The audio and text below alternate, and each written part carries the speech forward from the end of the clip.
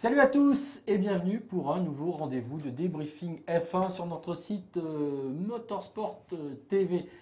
En ma compagnie, comme toujours, puisque c'est un débriefing F1, c'est Jean-Luc Roy. Salut Jean-Luc. Il est là. Et oui, il est Bonjour là. LFB. Salut Patrick. Non, Salut voilà. Patrick. Moi aussi au niveau coiffure, Bon. ça pourrait presque ressembler avec LFB, mais non, Salut, quand même Patrick. pas. Moi j'ai les lunettes et tout ça, c'est la différence. Bon. Mais tu vas avoir des bonnes Oui, questions, oui, oui. je suis sûr.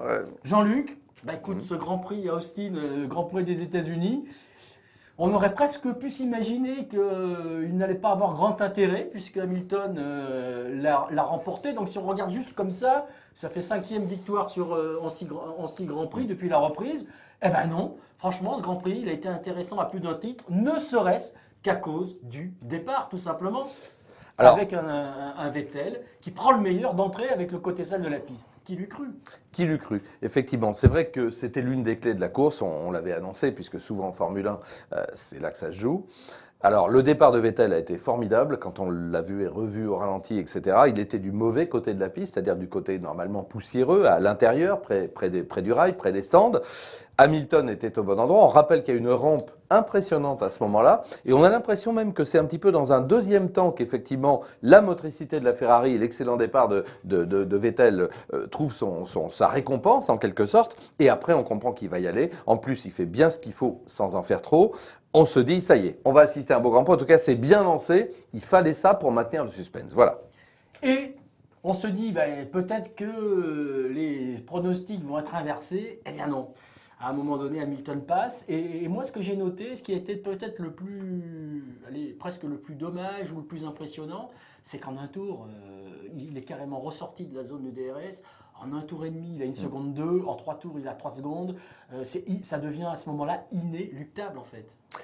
C'est le plus fort. Je crois que quand on regarde, c'est pareil, il y a peut-être quelques raisons que nous ne connaissons pas au manque relatif de performance de Valtteri Bottas, avec quand même la même monoplace.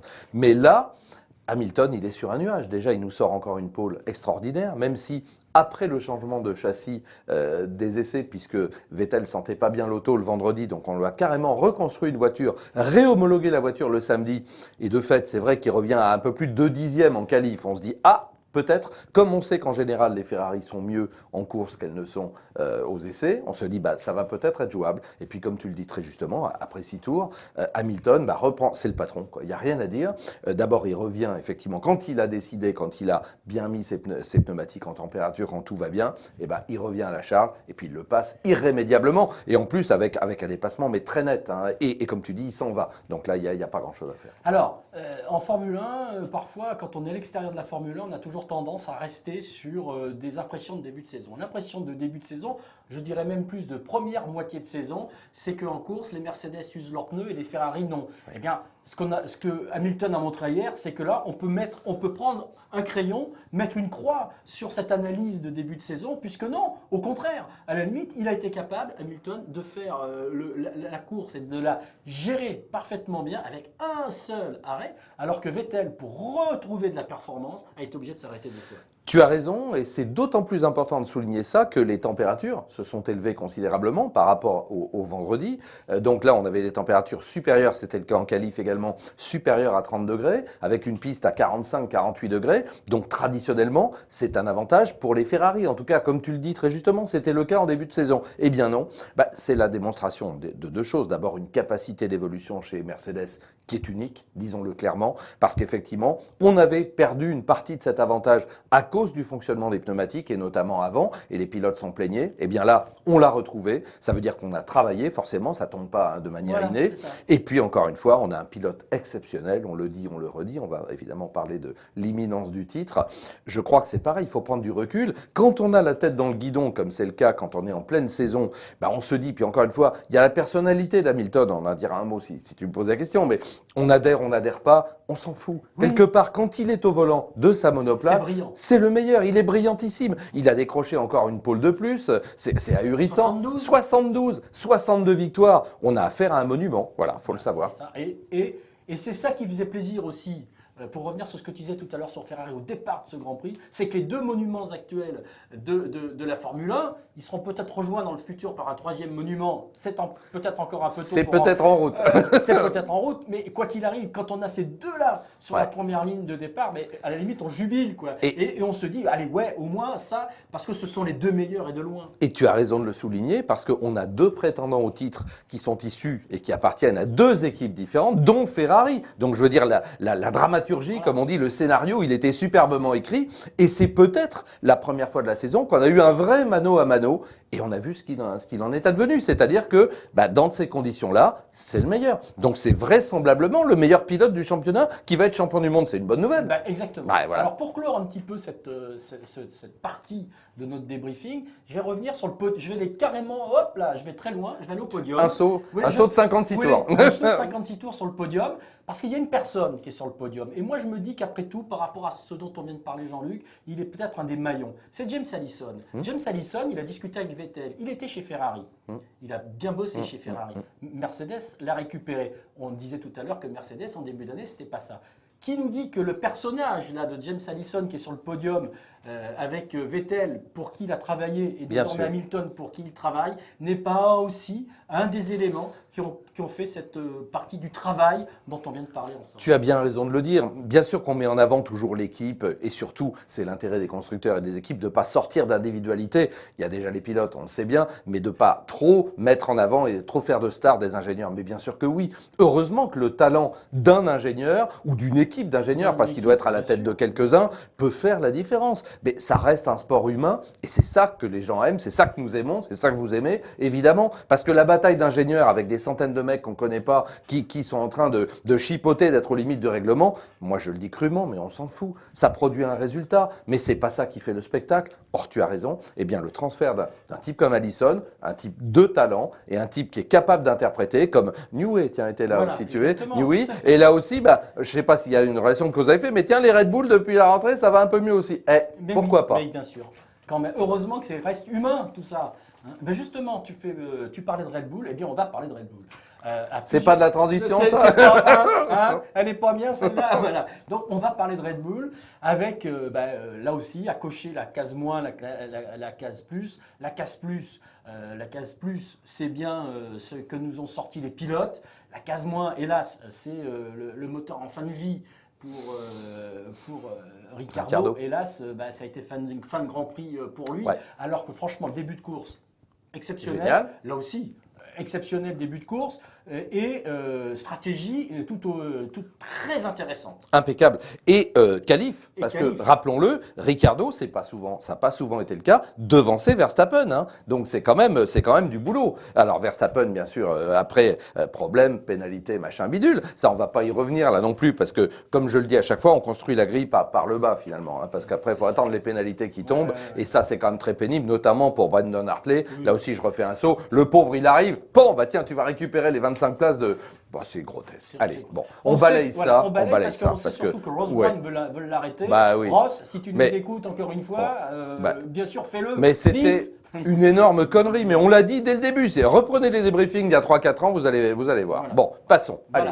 On est content de temps en temps d'avoir raison, parce que les journalistes, souvent, nous disent « Ouais, vous râlez tout le temps, vous n'importe quoi. » Non. D'abord, on dit ce qu'on pense, on a le droit, on est là pour ça. Et comme je le dis à chaque fois, vous êtes libre de ne pas penser la même chose que nous. Hein, c'est un débat, hein, c'est l'intérêt. Mais bon, pour en revenir à Red Bull, ce qui est positif, oui, la performance, elle est là. Quand on a un Verstappen qui finalement, je suis obligé de regarder ma liste, par 16e, voilà, parce que finalement, Ericsson, machin, par 16e et termine pour moi 3e, écoute, c'est génial. Ça veut dire que la performance est là et ça veut dire que là, on a affaire à un calibre. Donc effectivement, alors, le moteur Renault, ça, j'avais dit aussi, et je le dis encore, j'espère que le titre ne se jouera pas sur une casse mécanique. Parce qu'encore une fois, des pénalités de casse mécanique. Parce que ça, il y a eu des problèmes mécaniques chez Ferrari, mais moi, c'est les pénalités qui me minent. Voilà. Exactement. Donc, on reste avec Red Bull.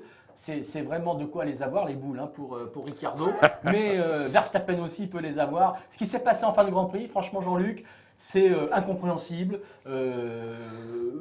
presque inadmissible.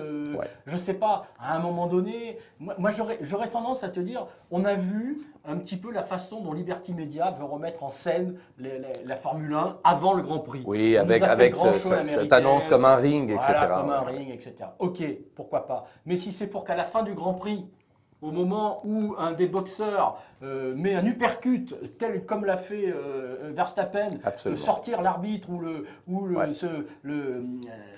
les adeptes du politiquement correct nous sortent un règlement, je sais pas quoi, pour empêcher ce résultat, ben moi, voilà, on disait qu'on parlait franc, ben moi, parfois, j'étais un peu contre Verstappen, là, c'était brillantissime. À quoi bon le punir? Écoute, il ne faut pas être contre. D'abord, comme je le dis à chaque fois, on a affaire à un phénomène. On a affaire à un pilote d'exception. Alors après, on n'aime pas sa personnalité, son machin, aussi, on s'en fout complètement. En termes de pilotage, il a été un peu brouillon, mais je dis un peu. Il y en a qui ont fait bien pire dans le passé, à leur début, si vous voyez ce que je veux dire. Donc lui, non, ça n'a jamais été de l'agression caractérisée pour moi. Bien sûr qu'il en a fait trop, mais c'est comme ça qu'il démontre son talent. Son talent, il n'est plus à démontrer. Alors on en revient à ce cas que tu évoques. Dans le dernier tour, il fait une remontée, mais canon, etc. On voit qu'il est plus rapide et effectivement, il tente un dépassement où personne n'a encore osé le faire à l'intérieur à cet endroit-là.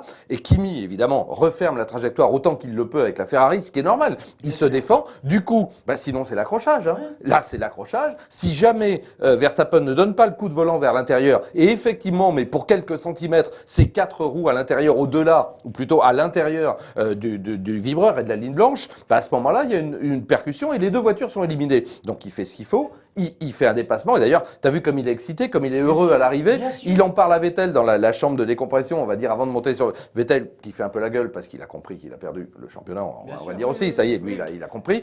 Donc voilà. Et après, arrive cette espèce de simulacre où on lui dit vieux, non, va falloir que tu te tires là parce qu'il y a...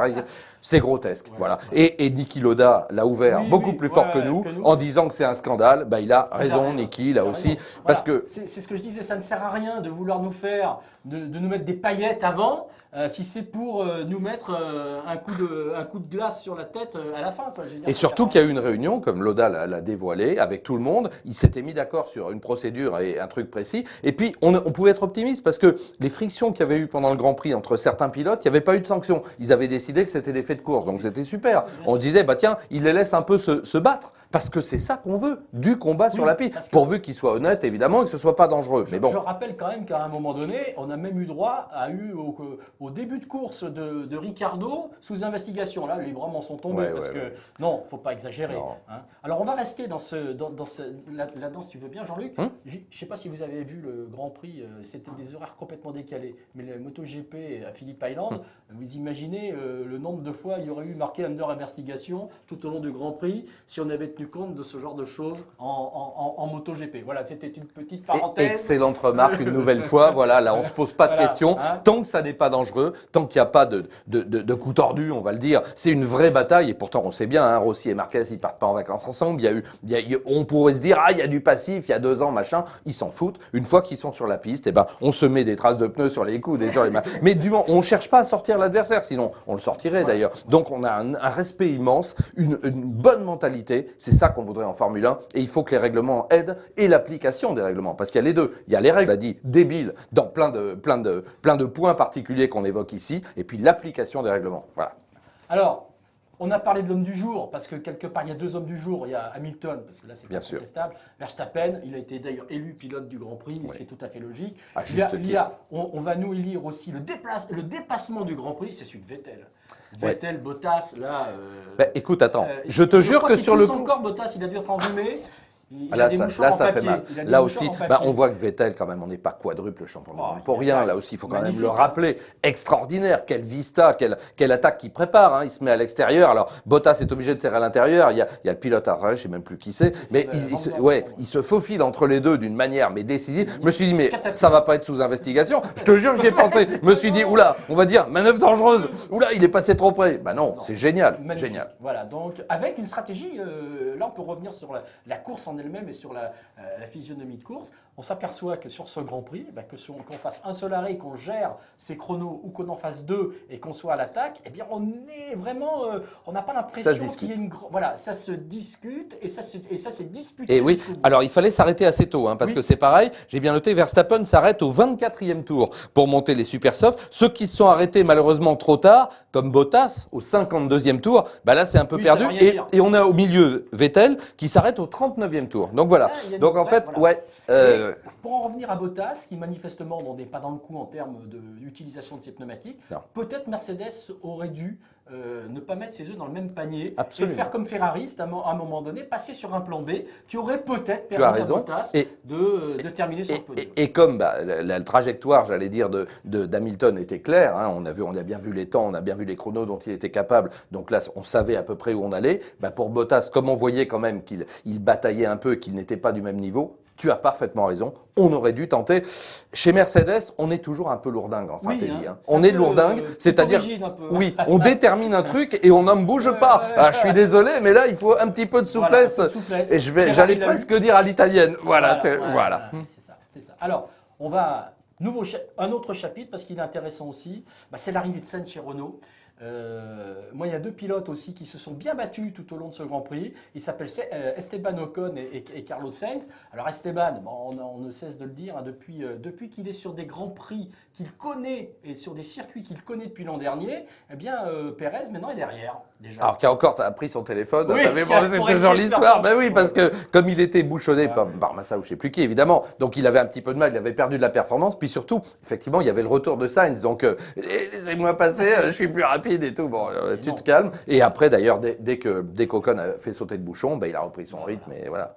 Donc Esteban Ocon, super résultat, encore solide, très beau départ. Génial. Il passe devant Raikkonen au départ. Génial. Bonne position.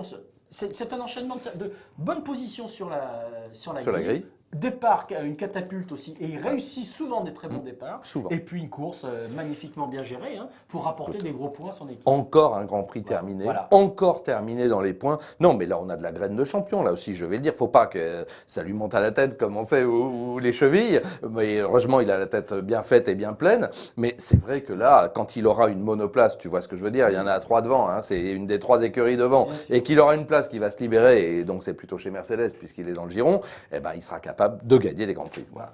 Et donc, l'arrivée de Carlos Sainz à la place de Jolyon Palmer, ça change la vie. Il y a un deuxième pilote dans la voiture jaune. Oui, non, mais on va être cru. Avec LFB, on n'aimait pas lui taper sur la tête. On lui a rendu hommage pour son dernier Grand Prix, qui était peut-être son plus beau. Mais là, c'est vrai que la différence, elle est énorme. Dès le début, il est du niveau de Hülkenberg. Dès les premiers essais, il est du niveau de Nico, qui n'a pas de chance. Alors là, c'est vrai qu'en plus, la comparaison est un peu dure pour le pilote allemand, dont le talent n'est pas encore. Voilà, donc on peut mettre des étoiles, comme le ferait LFB, à ce duo qui s'est suivi également en fin de course, que sont donc Esteban Ocon et puis Carlos Sainz. Un petit point aussi sur l'absence de Pierre Gasly, vous le savez, pour rien, puisque les 2 courses de Suzuka, à cause d'un passage de typhon au Japon, ont été annulées. Pierre Gasly donc a dû regarder le Grand Prix à la télé, est remplacé par Brendan Hartley. Alors tu parlais de Red Bull, alors lui il devait les avoir mais énormes, parce que là on l'envoie là-bas, alors que ici même je vous avais dit on n'y croyait pas, parce qu'Honda avait dit non mais finalement on s'en moque un peu du titre en Super Formula. Bon, je ne sais pas pourquoi la décision a été prise d'envoyer Pierre là-bas, alors que bon c'est pas pour Brendan Hartley fait un bon boulot, correct, correct. Mais bon malheureusement ça brise un peu la dynamique. Comme, évidemment, et on l'espère de tout cœur, Pierre va se retrouver pilote Honda pour l'année 2018, c'est un mauvais calcul. Et les éléments, on va dire, le typhon, la tornade, on en a décidé autrement. Tout ça pour ça. Voilà, c'est un petit peu dommage. Bon, de là quand même à avoir une équipe Gasly-Hartley l'année prochaine chez Toro Rosso, on peut peut-être y penser aussi. On doit y penser. Voilà. On doit y penser parce que même si Kvyat fait un Grand Prix correct, là aussi, il faut être, il va chercher le point le dernier point, il roule bien, mais j'allais presque dire, lui aussi, sous la pression, parce qu'il a bien compris que là, il joue sa carrière, carrément. Donc, est-ce qu'à un moment, il a raté quelques marches aussi? Enfin, je ne sais pas. Écoute, je ne sais pas si son sort est déjà scellé, mais oui, ça peut ressembler à ça. Voilà. Et on va conclure, si tu veux bien, Jean-Luc, pour évoquer. Déjà pour évoquer. Ouais, mais on a un petit moment quand même à Non, passer. non. C'est le 4e titre de Mercedes Oui. d'affilée, parce que là, ça y est, là, c'est Ouais, ouais. Ah ben c'est fait. c'est fait. Hein, là, c'est fait. Mercedes est donc champion du monde. Là aussi, à Alors, la limite, on pourrait presque revenir sur la première partie de saison un petit peu laborieuse. Il a fallu gérer le départ de Nico Rosberg. Il a fallu gérer peut-être un Hamilton qui avait peut-être d'autres pensées ailleurs en début de saison. Mais là, Enfin, le coup près est tombé. je regarde quand même, hein, et je ne dis pas de bêtises, voilà, parce que je l'avais. Ouais. On n'a jamais marqué moins de 25 points, et c'était en Espagne. Donc c'est comme ça qu'on est champion du monde constructeur. Donc évidemment jusqu'au carton plein parfois, quand il y a eu Canada par exemple 43, là c'est le carton plein, 25 plus 18, donc ça veut dire 575 points au total. Bon, il n'y avait pas photo depuis longtemps là aussi, l'équipe Mercedes, parce que Bottas a joué son rôle. Hein. Bottas, et puis Bottas 244 Voilà. points, c'est ce qu'il a apporté dans le giron de Mercedes, et c'est pour ça qu'on l'a Donc là, reconduit. Le boulot est fait. Là aussi, c'est normal. C'est l'équipe la plus performante, la plus puissante. Tu l'as rappelé tout à l'heure, qui a su évoluer également. Bravo. Très beau boulot, les gars. Maintenant, là aussi, combien ça a coûté? Combien de personnes sont vraiment impliquées dans le programme F1? Seuls les dirigeants de Mercedes le savent, et peut-être Toto Wolff. Oui, parce que on peut penser qu'effectivement, à Stuttgart, dans les bureaux d'études de constructeurs de voitures, On a mis le paquet. Il y a parfois des ordinateurs qui tournent et des staffs d'ingénieurs qui travaillent pour résoudre quelques problèmes. Mais c'est la F1 moderne, c'est comme ça. C'est comme ça. Hein, on n'est plus avec 30 personnes pour l'ensemble des mécaniciens. Et la planche à dessiner. Et la planche à dessiner, même si Adrien Noué, lui, continue à utiliser sa planche. Voilà, pour les idées, c'est toujours bien. Pour surfer, surfer sur les idées, c'est bien d'avoir une planche. C'est ça. Bon, bref. C'est Patrick Rivet. Si vous ne le connaissez pas, c'est Patrick Rivet. Voilà. Et donc, ça se dessine et ça se profile également pour Hamilton. Il avait dit, Hamilton, avant même ce Grand Prix, de vouloir évoquer le titre ici aux États-Unis, c'est un petit peu, c'est une bêtise. Non. En revanche, c'est difficile d'imaginer qu'il n'ait pas ça en tête au Mexique, Jean-Luc. Écoute, c'est presque, tu sais, les pilotes n'aiment pas qu'on en parle avant, c'est toujours pareil, parce que, effectivement, et je le rappelle, et à chaque fois je touche du bois, c'est un sport dangereux, donc tout peut arriver. Et puis, une casse mécanique, pour être moins dramatique, peut se produire à tout moment. Et puis, ça n'est pas fait. Maintenant, il n'a que ça en tête, mais depuis le début de la saison, évidemment qu'il a que ça en tête. Maintenant, il a raison, il ne fait pas de compte d'apothicaire en disant, ben oui, j'avais 59 points, là j'en ai 66, gna gna gna. Bon, il sait qu'il lui en fallait 75 et que lui, son boulot c'était de gagner. Il l'a fait, il a gagné. Après, ça dépendait de la position de Vettel qui n'était pas si chouette à un moment, qui était au bord de la 5e place, qui était la limite pour garder le suspense, voire la 6e. On s'est dit, oula, on ne sait jamais ce qui va se passer. Puis donc, comme tu l'évoquais, chez Ferrari, on a changé de stratégie et on l'a remis dans le coup, le Vettel. Et puis on savait bien que Raikkonen n'allait pas lui résister extrêmement longtemps. Ça, c'était à peu près prévu. Mais il n'y a pas de honte là non plus. Il n'y a pas de honte. Très beau Grand Prix de Raikkonen. Mais très beau Grand Prix de Raikkonen, il faut le souligner, qu'il a fait et monte sur le podium, c'est pas immérité pour lui, comme nous l'avons dit en ouverture de ce débriefing, c'est malheureusement vraiment terrible pour Verstappen, mais c'est pas une honte que Raikkonen monte sur le podium. Puis quelque part, un pilote Mercedes au milieu qui est quasi champion du monde, on va dire ça comme ça, et 2 Ferrari à côté, ça pense un peu les blessures de Ferrari, voilà. Donc Hamilton pourrait être peut-être fêté au Mexique. Écoute, tu connais le deal, 66 points. Donc après le Grand Prix du Mexique, effectivement, je dis bien après, il en restera 2. Il restera le Brésil et Abu Dhabi. Il restera 50 points attribués. Donc s'il conserve 50 points d'avance sur Vettel, il est champion, il en a 66 aujourd'hui. Il faudrait un carnage absolu. Oui, c'est vraiment je pense que là, on peut dire qu'il faudrait qu'il ne termine pas, carrément. Il faudrait que Vettel gagne, bien sûr, et qu'il ne termine pas. Alors après, on peut la position, machin. Tu vois, de 66, il faudrait, c'est simple, qu'il reprenne 16 points au minimum, plus de 16 points, parce qu'à égalité, c'est Hamilton qui est champion. Exactement. Non, mais quand on voit quand même la sérénité qu'il démontre. Et puis je vais te dire, il y a, comme on dit, la body attitude qui ne trompe pas, le regard d'Hamilton à l'arrivée, la joie d'Hamilton, il était encore plus joyeux que d'habitude, même pareil, il nous fait avec Usain Bolt sur le podium, il nous fait je ne sais plus quel mot on utilise, mais sa position favorite, ce qui était une super idée aussi, c'est génial. Sympa. Non, il était fou de joie, Hamilton, j'allais dire comme s'il était champion du monde. Bon, il s'en défend. Il le sait. On va attendre le prochain Grand Prix, mais normalement ce sera fait. C'est une formalité, on va dire ça comme ça. C'est vrai que Jean-Luc dit toujours, Hamilton, il est ce qu'il est, etc. Moi, je vous le dis, c'est mon point de vue. Ben, moi, je trouve que 4 partout, si c'est 4 partout à la fin de l'année avec Sébastien Vettel, ben, moi, ça me fera plaisir. Parce que, Ah, mais moi aussi. voilà, Ah non, mais attends. j'aurais été moins satisfait, je le dis ouvertement, dans 5-3. Mais un 4 partout, là, au moins, ça motive pour la saison ne prochaine. nous méprenons jamais. Non, moi, je dis juste, c'est pas mon genre de beauté, Voilà, bon, c'est ça. pareil. Non, mais c'est pas après la tout, question. il est dans l'air du temps. Et Voilà. puis, je répète toujours cet argument que j'ai déjà utilisé aussi sur AMC très souvent, mais dans le débriefing.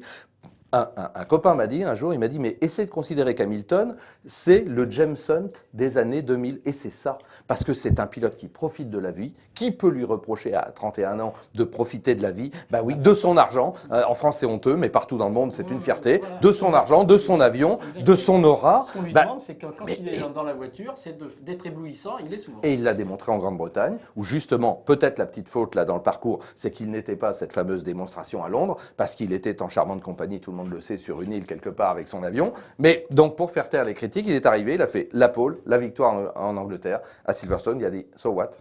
C'est tout, c'est tout, c'est la meilleure réponse. C'est ça. Voilà, et ben c'est sur ces belles paroles que l'on va se quitter. Merci Jean-Luc. C'est toujours un grand plaisir. Pour ce débriefing forcément clairvoyant. Rendez-vous la semaine prochaine. Alors on l'a dit, là on a célébré le titre de Mercedes. La semaine prochaine, on peut prétendre... On va le mettre en conditionnel. Voilà, célébrer le titre de Lewis Hamilton. Et le podium d'Ocon, allez, on va se mouiller. Le podium d'Ocon, mais ce n'est pas tout, parce que je vous donnerai aussi le rendez-vous un petit peu plus tard dans la semaine pour un débriefing WRC. Bien sûr. Qui nous dit que l'on ne va pas célébrer d'autres titres de champion du monde au Pays de Galles sur les routes et les pistes. Pour un équipage français, par exemple? Oui, pour un équipage français. Sur une voiture britannico-américaine? Voilà, avec le fameux ovale bleu. Tout ça, ça reste aussi au conditionnel. Et peut-être la signature chez Citroën. Allons-y doucement. Voilà, donc c'est vous dire que rendez-vous, bien sûr, et merci de votre fidélité la semaine prochaine. Salut à tous. Salut.